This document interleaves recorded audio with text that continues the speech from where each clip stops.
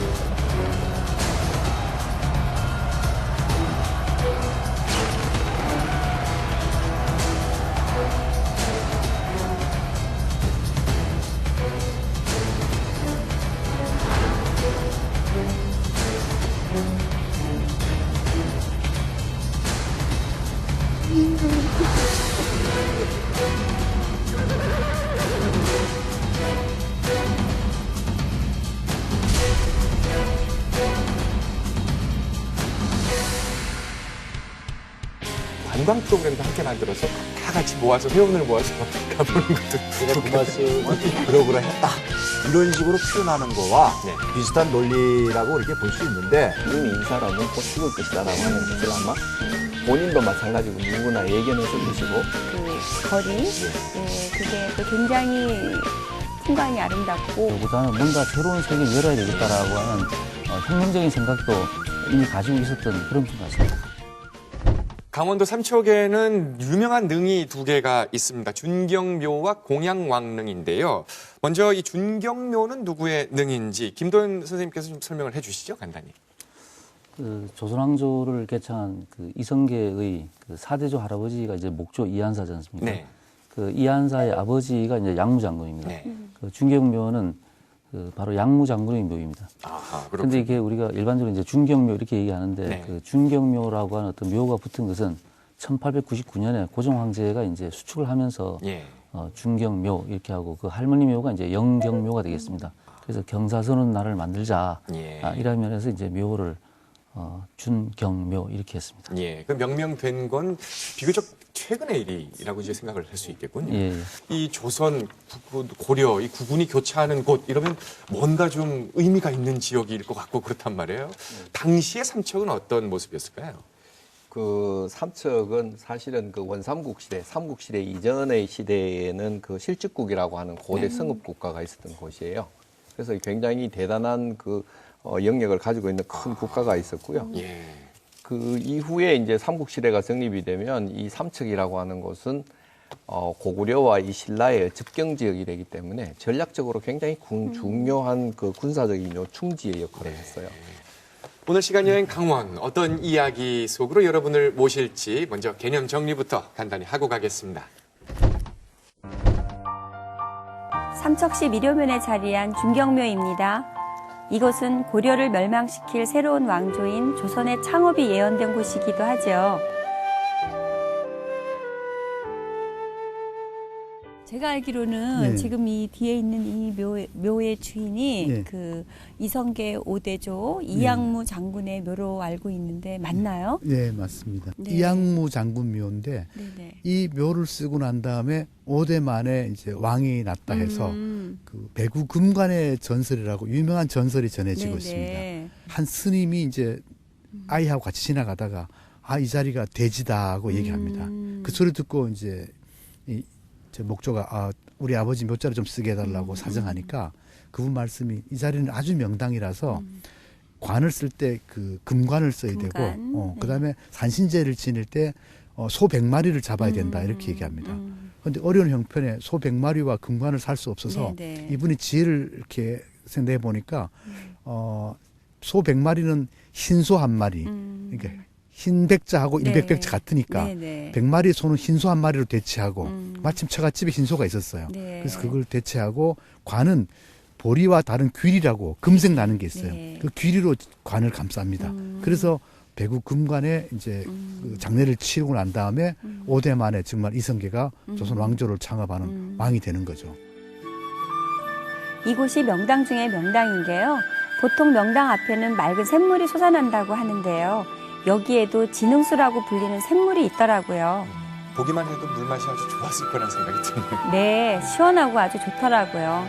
중경묘에 서서 앞을 쭉 바라다 보면 여기가 명당 자리구나 저절로 감탄하게 풍수지리 됩니다. 전문가들은 여기가 선인 취회형이라고 네. 신선들이 모여서 이렇게 사는 형국이라고 얘기하거든요. 근데 이제 일반 민중들의 평가도 굉장히 재밌는 게 여기 자리엔 앞쪽에 5개의 산이 있습니다.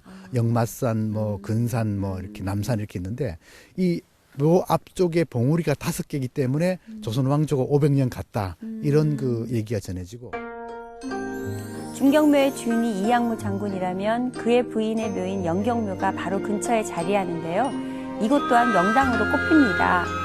그래서 후세 사람들은 조선 건국이 두 무덤으로부터 태동할 수 있었다라고 말할 정도죠. 묘 주변에는 시원스럽게 뻗은 굵은 소나무가 무척 많았는데요. 보기 좋죠? 예, 제가 뭐 이 풍수를 잘 모르지만 딱 보니 명당이네요, 정말. 네. 이쪽에 있는 소나무들은 네네. 황장목이라고 아, 네. 그 누루 황자 창자장자 써서 겉은 누런데 안쪽은 붉다 해서 황장목이고 네네. 이 황장목은 주로 이제 왕실의 네. 그 대공사할 때 뭐 목재로 쓰이기나 아니면 관을 만들 때 이제 주로 쓰였어요. 그러다 보니까 여기에 관리들이 지키고 또 수목을 관리했죠. 그런데 황장목 가운데서도 유독 눈에 띄는 한 그루가 있었는데요. 바로 늘씬한 이 소나무가 충북 보은에 있는 정의품성의 부인으로 알려진 정부인송입니다. 아, 예. 아, 새롭네요. 기네스북에도 올라 있는. 네네. 그 임업연구원에서 10년 동안 저 나무를 찾았습니다. 왜냐하면 건강 상태라든가 네네. 한국의 황장목으로서의 DNA를 제대로 갖추고 있는지 찾아서 저 나무와 이제 2001년도에 결혼식을 올렸고 그것이 기네스북에 올라갔습니다. 목조인 이한사가 그를 따르던 일가를 이끌고 함경도로 옮겨가기 전까지 살았던 집터입니다. 고종황제가 내려준 목조대왕이란 비석이 남아있어 목조의 집터임을 짐작케 하는데요.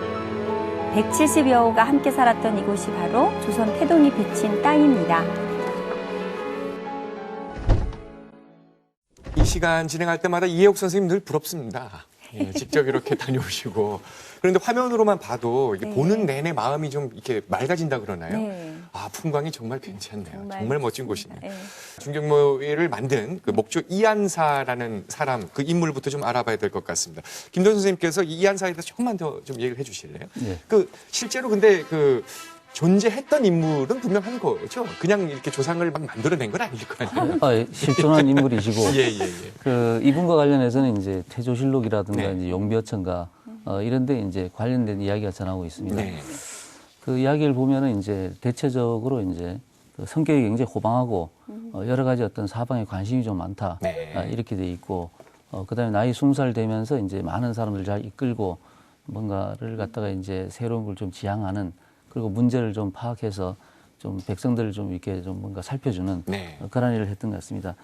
특히 이제 우리가 그 이한사와 관련해서 이제 배우흥간 전설에서 이제 아버지 묘선 얘기를 이야기 많이 하는데 실제로 이분 같은 경우에는 그 수백 명을 이끌고 이제 전주에서 삼척으로 온 이야기라든가 예. 그다음 몽골이 침략해 온다 그러니까 또 사람들 이끌고 두타산성에 응가한 이야기 그다음에 이제 외국의 침략에 대비해서 배를 만들어야 된다라고 얘기하면서 배 15척을 만들어서 전주에서 데리고 온 사람들을 데리고서 이제 함경도로 가게 됩니다. 예. 이걸 봤을 때는 많은 사람들 좀 리드하는 그 리더십이 굉장히 강한 사람이 아닌가. 전주에서 아까 막 함경도로 가려고 했던 예. 근데 그 중에서 일단 삼척으로 갔단 말이에요. 어떻게 해서 삼척까지 이렇게 오게 됐을까요?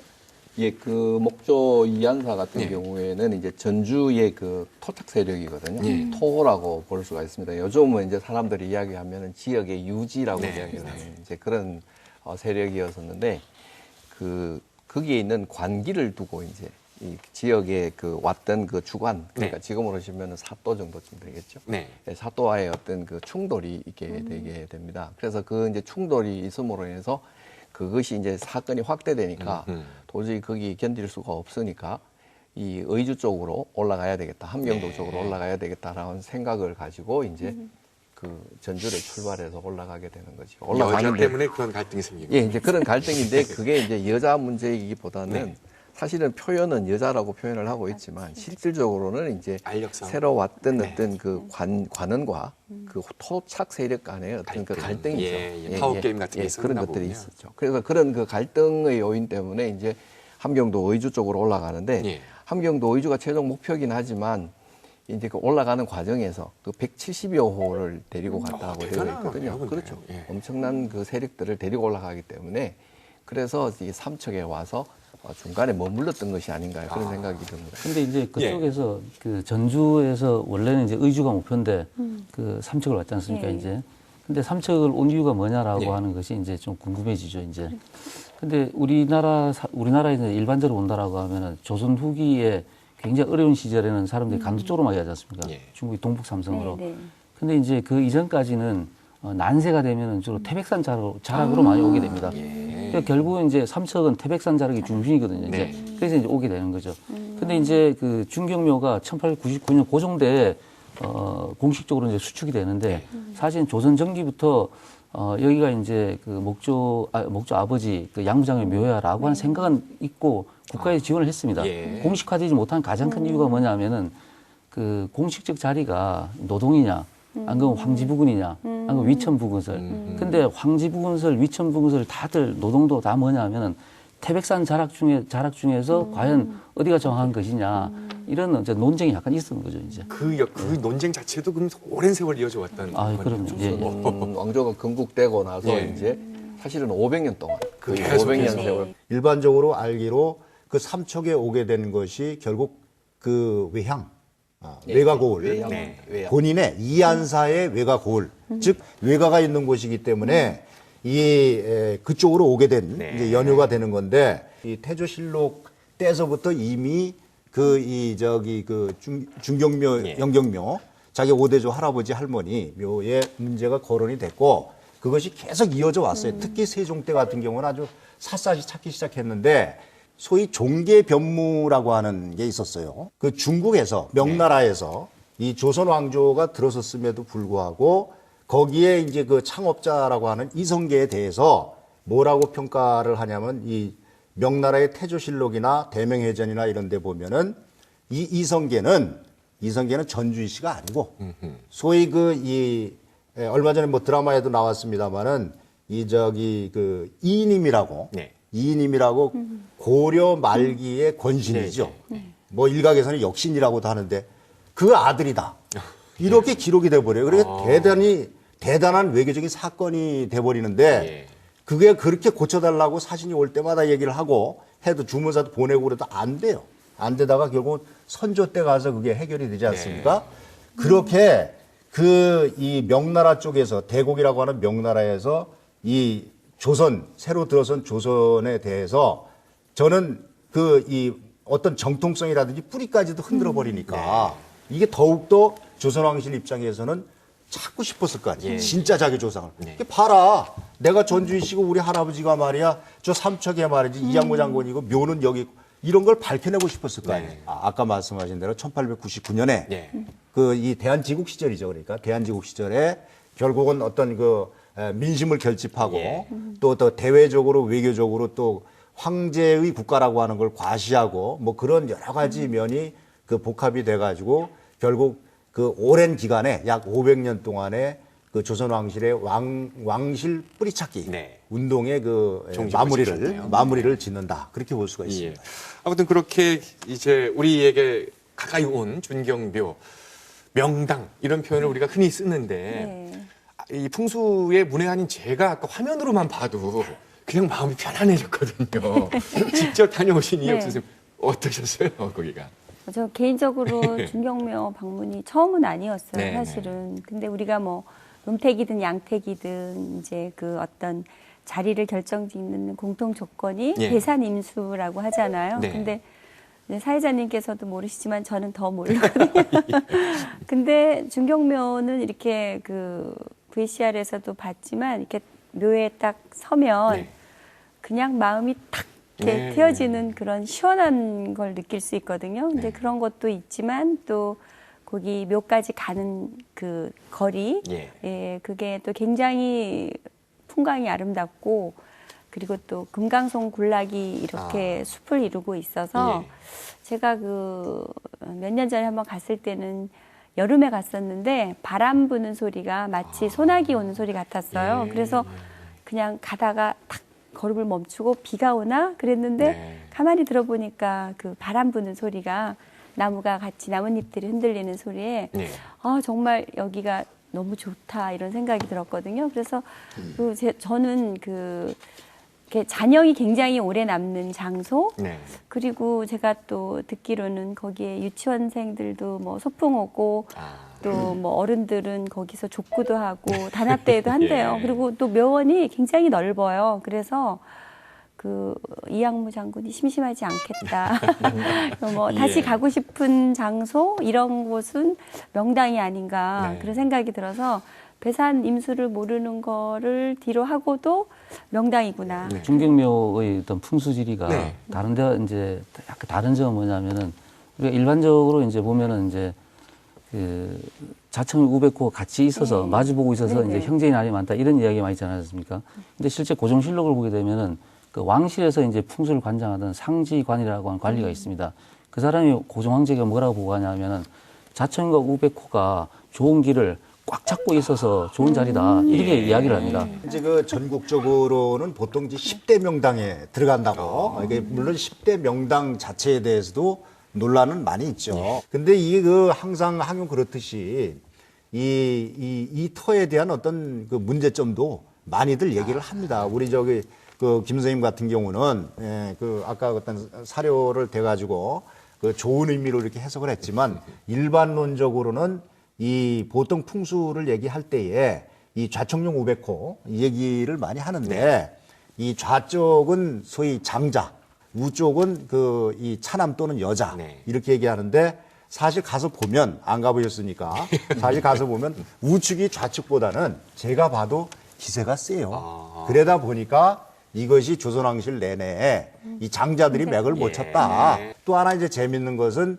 그 조선왕실 내내 그 서로 어떤 갈등이라든지 마찰이라든지 혼란을 빚은 이유 중에 하나가 아까 목조 이한사가 아버지 이양무 장군 즉 중경묘를 쓸 때에 분명히 도승은 백오근관 네. 그러니까 그 이 100마리 소하고 개토제를 지낼 때에 그 금으로 된 관을 써라 그랬는데 변칙 프레이를 했단 말이에요. 아까 좋은 뜻으로 해석을 하셨지만 변칙 프레이를 했어 이게. 예. 일종의 사기를 친 거 아니에요, 사기를. 예? 위장이죠, 호밀로다 위장. 귀리로다가 갖다가 예, 예. 뒤집어 씌우고 신소를 갖다가 여하튼 그런 과대 변칙 해석이죠. 그건 재미있으라고 하는 해석이고 네, 네. 변칙 프레이를 했기 때문에 그랬다라고 하는 그런 어떤 뭐랄까 호사가들 입장에서 네. 꼬집기 위해서 하는 그러한 얘기도 있습니다. 이 풍수지리라고 하는 거를 이야기를 할 때는 이제 우리가 이제 음택과 양택이 네. 있는데요. 이게 다 이제 집이라는 개념이에요. 그러면은 우리가 이제 좋은 자리는 그 자리에 섰을 때 일단 마음이 편안해야 네. 되거든요. 그래서 좌청룡 우백호라고 하는 것은 바로 부모, 어머니가 이렇게 제일 좋은 자리는 어떤 자리냐 하면 어머니가 이렇게 안고 있는 자리. 그러니까 어머니가 안고 있는 자리는 가장 편안한 거거든요. 물이 나온다는 것은 살아있는 거거든요. 예. 그래서 거기 죽으면 안 되는 거예요. 예. 근데 이 여기에 있는 중경묘가 명당이라고 하는 것을 알 수 있는 것은 대부분의 왕릉이라고 하는 것은 산 꼭대기에 있는 것이 아니라 산 밑에 있거든요. 산 밑에 있는데 산 꼭대기에 어떻게 그게 샘이 흐르고 물이 나올까 하는 신기할 정도인 거거든요. 저도 그런 게 되게 예, 신기했어요. 그래서 이제 그 중경묘가 다른 그 무덤에서 보는 어떤 그 풍수지리와는 다르게 음택 중에서도 최고로 친다라고 하는 이유는 바로 그와 같은 이유가 있고 그래서 이제 그 기운이 조선의 500년이라고 하는 게 있다 이렇게 볼 수가 있습니다. 근데 왜 그러면 삼척에서 이렇게 부모님 묘도사 자리 잡고 했는데 또 함경도로 굳이 또 갔어야 될까요? 어떻게 이걸 교수님 보십니까?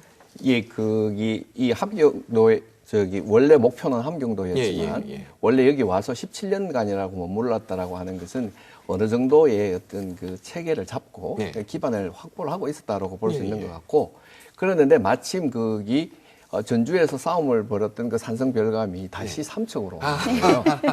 그래서 여기에 계속 있어가지고는 안 되겠다라고 예. 하는 생각도 했고, 또 하나는 원래의 목표가 이제 그쪽 그 함경도였기 때문에 그 동안에 배를 이렇게 건조를 해서 올라갈 수 있는 그런 그 준비를 했던 것 같아요. 예, 그래서 그런 준비도 이제 어느 정도 마무리되고 했기 때문에 예. 그래서 함경도로 올라간 것이 아닌가 그렇게 추정해 볼 수 있습니다. 네.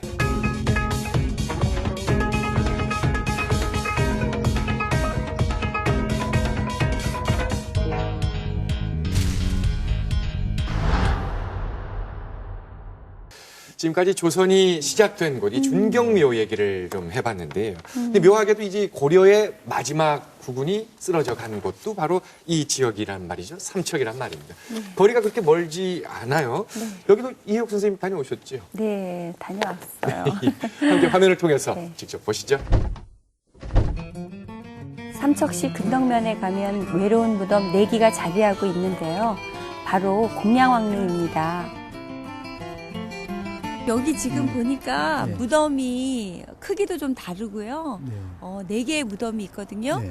가장 큰 게 그 공양왕의 무덤이고, 아, 네. 그다음에 이제 2개의 무덤은 이제 2 아들의 무덤, 그리고 작은 민무덤은 네. 공양왕이 타던 말의 무덤 또는 뭐 공양왕을 모시던 신의 무덤이라고 알려져 있습니다. 이곳의 무덤이 한꺼번에 만들어진 이유가 있는데요. 조선이 세워진 뒤 이곳으로 유배를 와 다 함께 살해당했기 때문입니다. 네. 그런데 공양왕릉은 현재 국내에 2군데나 존재합니다. 삼척에 묻으면 삼척에서 이제 교살당해서 네네. 왕과 2 아들이 죽게 되자 주민들이 몰래 암장한 무덤이고, 실제 시신이 들어있는 네. 무덤이라 할 수 있고, 네네. 경기도에 있는 무덤은 그 공양왕의 딸이 네. 그 태종에 간청해서 아버지 무덤을 만들게 되는데, 그 당시에 그렇게 만든 허묘라고 이렇게 보여줄 수 있습니다.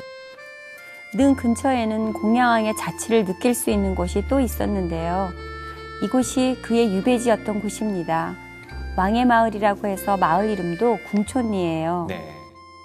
유배 온 재윤이기 때문에 네. 사실 자기가 직접 이렇게 음식도 해먹고 해야 되지만은 네네. 아마 왕이었기 때문에 시녀가 있었으리라 봐요. 그래서 시녀가 해주고, 네. 그 당시에 그 삼척에 그 유명한 성씨들이 많이 고려 왕조를 받들던 그런 집안 양반 네네. 계급들이 많이 내려옵니다. 네. 와서 아마 그분들이 네. 조금씩 뭐 식량도 갖다 드리고 했을 것이라 보고, 그것이 빌미가 돼서 결국은 교살당합니다. 반역죄로. 아, 네. 반역죄로. 네. 그래서 많은 그 어떤 고려의 충신들이 충신들이? 내려와서 아마 아련도 하고 했지 않았나 이렇게 추정됩니다. 당시 공양왕이 살았을 집터를 여전히 지키고 있는 아주 오래된 나무가 있었는데요. 삼척 궁촌리 엄나무라고 불리는 나무입니다. 이 나무 역시 슬픈 이야기를 간직하고 있어요. 뒤에 있는 나무가 이제 엄나무인데요. 네. 그 고려 마지막 공양왕이 이제 네네. 이쪽으로 유배 와서 살 때 네네. 집 앞뜰에 있던 나무라 그래요. 아, 그러니까 거의 네. 1000년이 넘는 나무라고 볼 수 있습니다. 아, 1000년이요? 네. 네. 그래서 이 마을에서는 거의 뭐 마을 수호목으로 뭐 종초와 단호에 2번 제를 올리는 그런 선악목이기도 하죠. 예로부터 엄나무는 귀신이나 애군을 물리쳐 준다고 전해져서 우리 조상들은 마당에 엄나무를 많이들 심었다고 하는데요. 하지만 1000년 엄나무도 공양왕의 죽음을 막진 못했습니다. 네. 엄나무가 민俗학적으로는 이제 네네. 귀신을 쫓는 나무라 이래서 네. 그걸 심어두면 이제 애기 막아주고 그런 역할을 했는데, 아마 그 민간에서 이제 공양왕이 여기 유배 왔기 때문에 항상 이렇게 살해 위협을 느꼈고, 그래서 그 엄나무를 통해서 그 위험을 막는 그런 뭐 부적 역할을 하지 않았나. 안타깝게도 역사는 개인의 바람과는 다르게 비극으로 끝이 나는 경우가 많죠. 공양왕 역시 피해갈 수 없었는데요. 이곳 살해제는 공양왕과 그 일가의 비극이 담겨 있습니다. 여기가 그 살해죄라는 이제 네네. 고개인데요. 살해죄요? 네, 살해죄. 공양왕이 2 아들과 함께 여기서 교살당합니다. 여기서 그래서 살해당했다는 의미로 살해죄, 또는 또 시신이 사라졌대 살해치, 사라치 이렇게 사라치. 그렇게 네. 전해지는 곳입니다. 공양왕의 시신은 여전히 고려에 대한 충절의 마음을 갖고 있던 마을 주민들에 의해 몰래 암장됐는데요. 고려 왕조의 슬픈 마지막을 보여주는 곳이 바로 이곳 삼척입니다. 공양왕의 능과 또 그 역사의 흔적을 직접 여러분 보셨습니다. 이 고려의 마지막 왕인 공양왕은 어떤 분인지부터 우리 설명을 좀 듣고 가죠. 차 교수님이 좀 얘기해 주세요. 예, 공양왕은 이제 우리가 알다시피 그 고려 왕조의 마지막 왕이죠. 34대 최후의 왕이고 가장 비운의 왕입니다. 예. 그래서 공양왕 같은 경우에는 자신이 왕이 되고 싶어서 된 것이 아니라 이성계에 의해서 세워진 왕이고 네. 또 이성계에 의해서 그 폐위가 됐고 또 이성계에 의해서 세력에 의해서 이렇게 죽음을 당하는 그런 네. 건데 즉위할 때도 울었고 폐위하고도 울고 네. 그리고 마지막에 죽음이라고 하는 아주 슬픔을 간직하는 마지막 고려의 왕이다 이렇게 볼 수 있습니다. 예. 공양왕이 유배를 당한 곳이 삼척이 처음은 아니죠. 이게 다른 곳으로 유배를 갔다가 이렇게. 예, 예. 그, 처음에는 이제 원주로 옵니다. 원주 치악산 자락으로 왔다가 한 20일 정도 이렇게 유배돼 있다가 예. 그다음에 지금 현재 고성군 간성, 네. 간성에 고성산이라고 있습니다. 그 아마 고성산 자락에서 한 1년 한 7개월 정도 그 정도 이제 유배가 있었는데 고성으로 가면서 이제 공양군 네. 이렇게 이제 강등이 되는 되는 거죠. 이제 그 고성 같은 경우에는 이제 그 한부림, 한부열 이분들이 한부열이라고 하는 분이 이제 원주에서 간성에서 다시 이제 삼척까지 또 함씨 집안에서 지금도 그 한부열 그 제사를 지내는데 한부열 무덤 그 바로 위에 공양왕 여기가 능이다 네. 이러면서 이제 제물 차리는 걸 제가 직접 조사를 했습니다. 네. 이제 있고 근데 이제 삼척 같은 경우에는 뭐 여기서 돌아가셨으니까 한 달 있다가 돌아가셨어요. 예. 돌아가셨는데 이와 관련해서 이제 현재 전하는 거는 아까 엄나무 나왔습니다만은 주로 관련된 지명, 예. 뭐 궁터라든가 사리트라든가, 궁촌이라든가. 예, 궁촌이라든가 이런 지명이 굉장히 많이 전하고 있습니다. 근데 굉장히 재밌는 거는 뭐냐면은 그 현재 공식적으로 공양왕릉이 이제 삼척 공양왕릉, 그다음 경기도 고양에 공양왕릉이 있지 예. 않습니까? 그 경기도 고양에 가면은 삼척에 있는 공양왕 관련 지명보다 더 많이 있습니다. 아, 그래요? 네. 거기도 사례제가 있고 궁터가 있고 무슨 여러 가지가 다 있습니다. 이제 다 있습니다. 그러니까 실제로 아까 허묘라고 그랬잖아요. 고향에 네. 있는 건 허묘고 진묘는 지금 삼척에 있는 건데 오히려 그쪽에서 더 많이 길이. 근데 그쪽이 왜 그쪽은 그런 공식 국가가 인정하는 공식 해줬으니까. 모델이죠. 아, 예. 그리고 우리가 왜 그런가를 생각해 봤더니만은 네. 제가 또 그 경기도 고양에서 공양왕 제를 지낼 때 또 조사를 갔다 왔습니다. 네. 갔다 왔는데 그 경기도 고양이라 그러면 이제 공양왕 부인 노 씨의 그 고향이 바로 이제 예. 그 고향입니다. 그래서 그분들이 어떤 그런 애절함이 네, 더 큰 것 같습니다. 그 엄나무 얘기 아까 나왔는데 엄나무가 이제 민속학적으로나 역사적으로 그런 뭐 이런 수호신 같은 뭐 그런 역할을 하나 보죠? 교수님 어떻습니까? 제가 지금까지 본 나무 중에서 가장 신령스럽다고 해야 되나요? 그 느낌이 그 그랬구나. 느낌이 탁 섰는데 네. 뭐라고 표현할 수 없을 그런 느낌이 왔어요. 이거 또 갈 곳이 생겼네. 네. 다 알고 봐서 그런 거 아니에요? 아니에요. 정말. 저 예. 엄나무는 처음 본 나무예요. 네. 우리가 이제 민속학적인 측면에서 보면은 어떻게 생각하면 그 엄나무가 그 궁촌 지역에 살고 있는 사람들의 마음을 대변하는 거예요. 이렇게 볼수 그래서 있겠다. 예, 네. 거기 공양왕이 이 궁촌으로 왔을 때 이미 이 사람은 곧 죽을 것이다라고 네. 하는 것을 아마 본인도 마찬가지로 누구나 예견했을 것이고 그러니까 이 우리가 민속적으로 이렇게 잡기를 막아주고 하는 네네. 그 침이 있어서 잡기를 막아주고 하는 그 엄나무 옆에다가 하면 그것을 그래도 보호할 수 있지 보호하지 않을까 않을까. 하는 어떤 그런 애절함, 간절함 예, 그런 분들이 이제 네네. 묻어 있는 것이 바로 그 엄나무가 아닌가 그런 생각이 듭니다. 네. 그 홍 작가님한테 이거 하나 묻고 가고 싶은데요. 지금 공양왕 능이 삼척에도 있고 고향에도 있고 그렇지 않습니까? 그럼 우리 시청자분들에게 고려의 마지막 왕인 공양왕 능은 어디냐라고 만약에 자녀분들이 부모님한테 물었을 때 뭐라고 대답하라고 말씀해 주셔야 돼요. 여기 계시는 분 아무도 모를 겁니다. 결론적으로 아무도 모르는데 예. 모를 건데 왜냐하면은 그 각각의 기록이라든지 내려오는 설화라든지 네. 하는 것들이 아까도 얘기가 나왔지만 전부 틀려요. 네. 전부 틀리고 실록의 경우는 태조실록 1394년 거에 보면 분명히 이 삼척에서 이 교살 네. 됐고 그 두 아들도 그리하였다. 삼척에서 그 이 살해를 당한 것은 확실합니다. 그거 하나는 예. 확실하고. 그러면 그 무덤이 어디에 있는 거냐 하는 데 대해서는 그 이 정리를 해보면 세 군데가 거론이 되는 거죠. 아까도 얘기가 나왔지만 첫 번째가 우리 삼척 네. 지금 얘기하고 있는 삼척에서 죽었으니까 삼척에서 살해를 당했으니까 삼척이다. 그리고 자 우리 여기 태조실록에는 분명히 삼척에서 죽은 걸로 돼 있다고 그러지 않았어요? 네. 근데 이 고향 쪽에서는 설화에 의해서 거기서 죽은 걸로 그것도 자결한 걸로 네. 그래서 우리가 왜 보통 알고 있는 삽살개 전설이라는 게 설화라는 게 거기서 나오는 거거든요.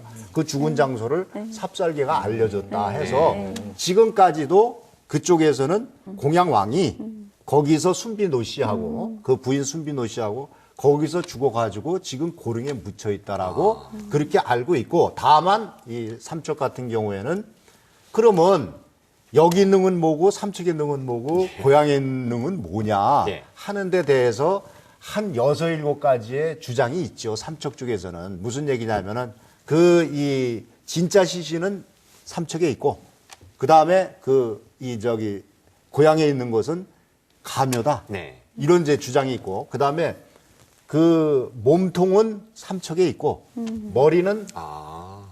고향에 있다. 네, 왜? 네. 한양으로 확인시키기 위해서 가져갔을 테니까. 그렇지 않습니까? 네. 그리고 또 뭐 여기면은 공양왕이고 저기면은 순비노 씨일 것이다. 뭐 이런 얘기도 있고 한 6, 7개 정도의 그 설이 있습니다. 그래서 그걸 누구도 그렇다 저렇다라고 확인은 할 수가 없는데 거기에다가 아까 우리 김 선생님도 말씀하셨지만 또 하나 등장을 하는 게 이 함씨 집안의 얘기예요. 함씨. 아까 그 한부열이니 한부림이니 그 얘기를 간단하게 요약하면 이런 얘기입니다. 공양왕이 원주 불원면에 불원 그 송곡리에 처음에 유배지로 왔을 때 따라왔던 충신이 있었어요. 네. 그분이 바로 아까 얘기했던 한부열입니다. 한부열인데 그 예부상서를 했었어요. 그러니까 지금식으로 고려 때의 예부상서니까 뭡니까 교육부 장관? 교육부 장관 정도인데 그분이 끝까지 따라와가지고 거기서 이제 쫓겨가지고 아까 얘기한 대로 간성으로 네. 그때는 이제 간성이라는 게 따로 있었으니까 간성으로 갔고 삼척으로 갔고 이렇게 됐는데 그때마다 이 한부열이가 쫓아다녀요. 끝까지 네. 보호를 하기 위해서. 근데 그러던 중에 삼척에 가서 결국 살해를 당하는데 그때 삼척에 살해할 때에 형조전서로다가 그 집행관으로 내려온 사람이 한부림입니다. 이 사람은 한부열이고 네. 그 한부림은 누구냐? 한부열의 형이에요. 형. 예. 형이 집행관으로 내려왔고 한 사람은 그 주군을 갖다 끝까지 지켜야 될 입장이고 그러니까 얼마나 이게 참 무슨 운명의 장난이었겠어요. 그러다 보니까 이 고민을 하다가 한부열이가 동생이 한부림한테 가서 형한테 가서 다른 사람 다 죽여도 좋다. 죽음만 달라. 네. 죽음만 임금만 달라.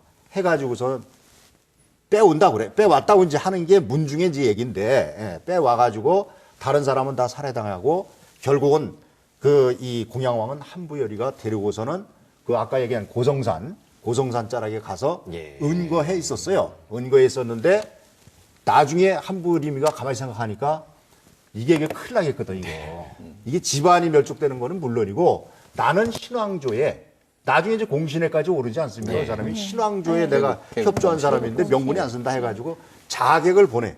자객을 보내서 그 자객에 의해서 공양왕이 간성에서 지금의 고성이지만 예. 간성에서 살해를 당하고 그것을 시신을 수습해가지고 결국은 이 한부열이 거기다가 고성산 자락에다 묻고 나중에 죽을 때에 후손들한테 알려주면서 거기에 때가 되면 죄를 지내라. 네. 그 대신 아무런 성물도 하지 말고 작게 공분을 왜? 크게 하고 그렇죠. 성물이 있으면 밝혀지니까. 그래서 그 제일 윗자락에다가 가보셨죠? 거기 제일 윗자락에다 모셔놓고 자기 그 후손들은 밑으로 내려오고 네. 해가지고서는 심지어 그분의 충성도가 어느 정도였냐면은 그 충신으로 끝까지 지켰던 사람이 한부열은 지금도 양근 함씨가 돼 있고 네. 한부림 아까 집행관으로 내려왔던 분은 이 강릉 함씨가 돼 있어요. 네. 그러니까 형제간의 본관이 그러네요. 바뀌게 된 그런 사연도 거기에 깃들여져 있는 겁니다. 예. 자, 이렇게 많은 설들까지 재미있게 들었습니다. 자, 그렇다면 과연 역대 우리 이 기억 속에 항상 남아있는 MBC 조선왕조 500년 드라마 속에서는 바로 이 공양왕과 태조 이성계 그 즈음을 어떻게 그려내고 있었는지 추억 속으로 드라마 속으로 여러분 함께 들어가 보시죠.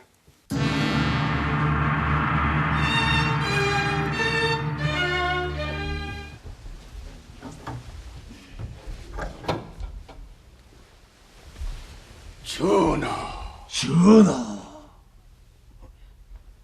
왕 대비 마마 깨워서 신종대왕의 7대손인 정창부원군으로 보위를 이을합시는 전교가 계셨사옵니다. 아니할 것이요. 그 왕이 되는데도 왕제가 아님을 경들이 더 잘 아실 것이요. 제왕의 자리가 아니라 죽음의 자리. 그렇죠. 과인은 아직 미천하고 용렬하여 무엇을 어찌해야 될지 알 바를 모르는지라.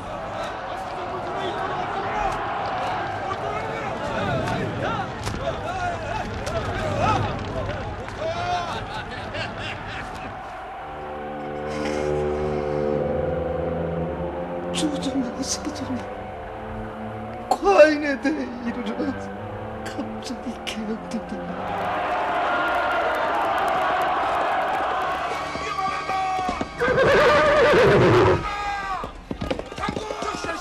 장군! 정신 차리시라요! 장군! 전하, 지금을 놓쳐서는 아니 될 것이옵니다. 윤화해 주옵소서.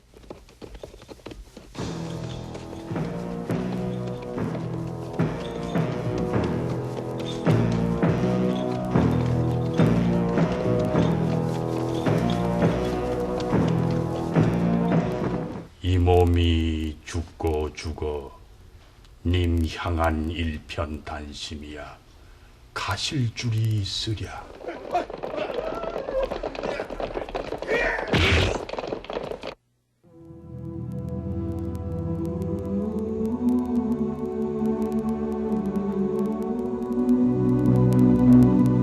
경이 없었던들 내 어찌 이에 이르렀으리. 대대의 자손은 서로 해치지 않을 것이라. 이로써 임금의 채통은 여지없이 무너지고 마는 것이었다. 주상은 이미 사직과 백성의 주제가 될 수 없음이니 마땅히 패하심이 옳은 줄로 아옵니다. 한시도 지체할 수 없는 조정대사이옵니다. 절대로 하시오. 신들은 이만 물러가옵니다.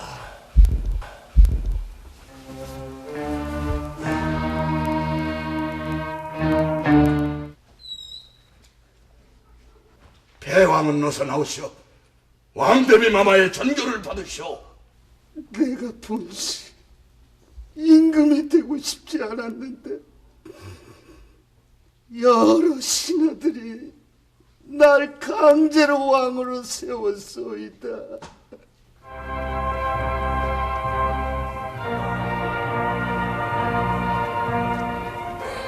만약 내가 몸만 성하다면 필마를 타고 적봉을 피할 것이다. 덕이 적은 사람을 보좌하라.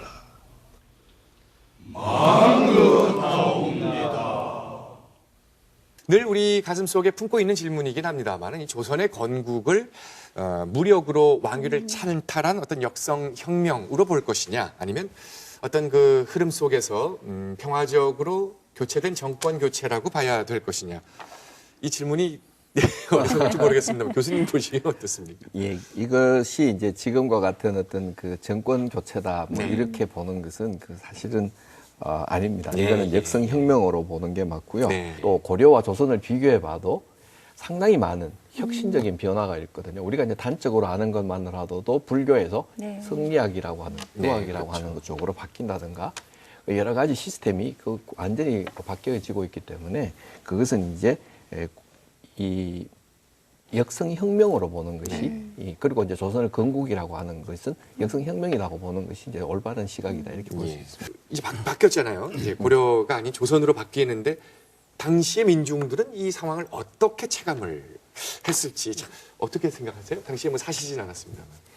삶이 살았으면 더 좋았을 삶이 송두리째 한마디로 바뀌었을 텐데. 얘기하면 네네. 천지개벽한 거죠. 천지개벽. 천지개벽. 어차피 봉건왕조 시대라고 하는 것은 왕위가 세습되는 거 아닙니까? 예, 예. 세습되는데 아까 우리 차 교수님 말씀하셨지만 뭐 엄청난 그 변화의 이 변혁의 예. 소용돌이였을 것이다. 그런 생각을 하고 무엇보다도 이 받아들이는 입장에서는 어떤 새로운 세력에 대한 반감이나 예. 저항이 컸을 거예요. 왜? 고려 왕조가 475년을 끌지 않았습니까? 당시에 개경 일대에 돼지의 고기를 갖다가 성게육이라고 네. 하고 그런 얘기 들어봤죠. 예, 예. 예. 이성게를 뭐 씹는다 이래가지고. 근데 왜 하필이면 소고기도 아니고 돼지고기 가지고 이렇게 그게 이성계가 개해년생이에요. 그러면 돼지해거든요, 돼지해. 돼지띠기 때문에 그렇게 했다. 이제 뭐 그런 속설이 내려오고 있고 저도 돼지띠인데. 지금도 이 개성 사람들이 돼지입니까? 개성 사람들이 이 조랭이 떡국이라고 하는 걸 먹죠. 네, 네. 조랭이. 이 떡을 갖다가 절편을 갖다가 가운데를 그냥 꽉꽉 눌러가지고 네. 조른다, 목을 조른다라는 식으로다가 이게 결국 누구의 목을 조르겠어요? 이 개경 사람들이 떡하면서 또 이성계는 그런 반감이. 것이 내려올 정도로 그 반감이라든지 어떤 그 저항이라든지 예. 이런 의식이 컸었을 것이고 공양왕이 이 강원도 땅에 와서 유배돼서 죽음으로써 여기에 대한 어떤 저항 의식이라든지 하는 것들이 이러저러한 이 자취를 보면 우리가 그 당시의 분위기를 살펴볼 수 있겠다 예. 합니다. 알겠습니다. 생각을 합니다.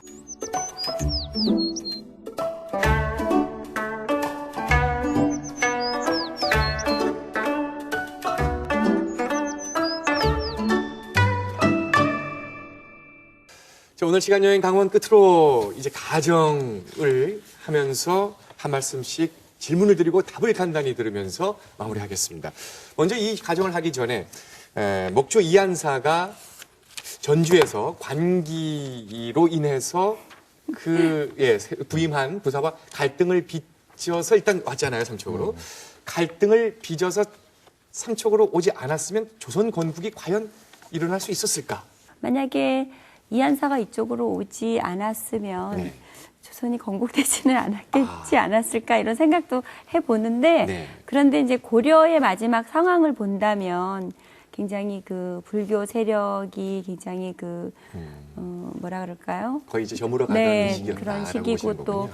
불교가 그렇게 존중받지 못하는 그런 그 행동들을 많이 한 걸로 제가 또 이렇게 알고 있거든요. 그러다 보니까 역사는 아까도 말씀드렸지만 아니 그러니까 조선은 건국은 뭔가 피할 수 없는 역사였을 것이다. 그러지 않았을까 그런 생각을 좀 알겠습니다. 네. 저도 같은 생각인데 사실은 이제 그 이한사라고 하는 어떤 그 한 사람의 어떤 그 표현이 아니라 당시 어떤 시대 상황 자체가 네.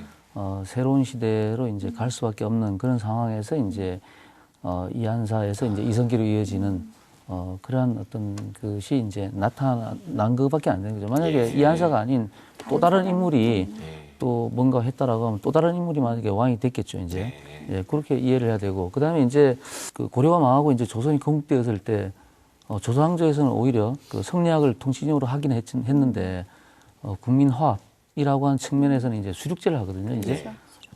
세 군데에서 국행 수륙제를 하게 되는데 그러한 걸 보더라도 또 조선왕조도 어떤 고려의 어떤 그런 나름대로 통합을 위한 나름대로의 방법은 또 좀 차용하고 있는 면도 좀 있는 것 같아요, 또. 예, 그래서, 이거를 우리가 너무 이제, 고려 공양왕이 죽고, 그 다음 조선이 만들어서, 완전히 갈등론적으로 볼 것이 아니고, 결국에 가서는 이제 공양왕이 이제 그 1394년에 죽고 나서 그해 가을에 수륙제를 지냅니다. 네. 결국은 공양왕이 이제 죽었다라고 한 걸로서 기존의 어떤 그런 고려적인 요소를 다 이제 끝냈다라고 조선은 생각을 하고 그로부터 이제 다시 새로운 시대를 가자라고 하는 그러한 면에서 이제 수륙제를 하고 그것이 바로 그 해는 가을, 그 다음에부터는 1년에 2번 하게 됩니다. 하게 되는데 그걸 했던 데가 바로 이제 삼척, 사마사, 지금은 이제 동해 사마사인데 사마사에서 한 거죠, 이제. 그래서 이 삼척 땅은 바로 이제 이러한 그 고려와 조선이 갈등적 면도 있지만 또 결국은 그걸 갖다가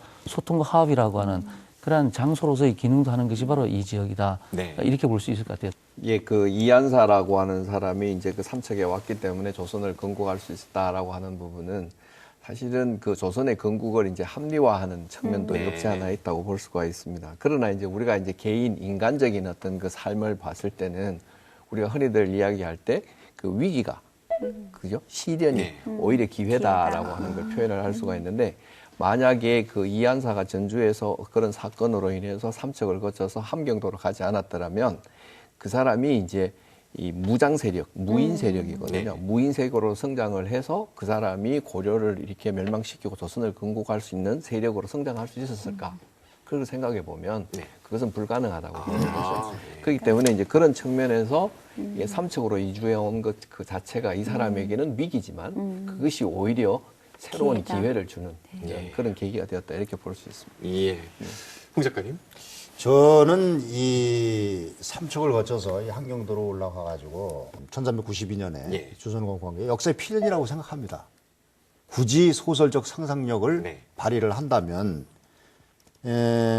우선 이 목조 이한사가 그 전주를 이제 떠나게 된 어떤 그 내력을 암시하고 있는 태조실록이나 용변천가를 보면은 당시에 이미 그 집안 자체가 전주 일대 상당한 세력권을 형성을 하고 있었고 관의 입장에서는 이러한 그 이 토 세력이 점차 이제 세력이 커지니까 여기 이것을 이제 예의주시하고 이 견제하고 이랬던 상황에서 아까 얘기한 이제 산성결감 또 관기의 얘기 뭐 이런 얘기도 나온 거거든요. 그래서 그때의 그 이 산산르빙함이나 전주 수령과의 그 충돌 마찰이 없었다 해도 이한사 일행은 결국 그 지역을 떠나지 않았겠느냐. 왜 계속 압박이 들어오고 견제가 들어오니까 떠나지 않았겠느냐. 그럴 경우에 만약 그렇게 해서 떠났다 그러면 도피지가 어디였겠느냐. 똑같이 저는 삼척이었을 거라고 생각을 해요. 왜? 왜가? 외양이잖아요, 외양. 외양이니까 가장 그래도 숨기 쉽고 심지어 뭐 여기 와서 결혼했겠지만 처가도 이제 그 삼척 아닙니까? 그죠? 그래서 삼척을 택하지 않았겠어요? 그런 상상력을 발휘를 해본다면 이성계의 조상이 삼척에 머무르고서 또 그걸 거쳐서 조선 건국으로까지 이어진 것은 역사의 필연이었다. 저는 이렇게 생각을 합니다. 이 고려의 끝과 조선의 시작이 바로 우리 지역 강원도 삼척에서 시작됐다는 것을 오늘 여러분과 함께 새삼 공부를 해봤습니다. 시간여행 강원 다음 시간에는 또 다른 재밌는 얘기로 찾아뵙겠습니다. 시청해주신 여러분 고맙습니다.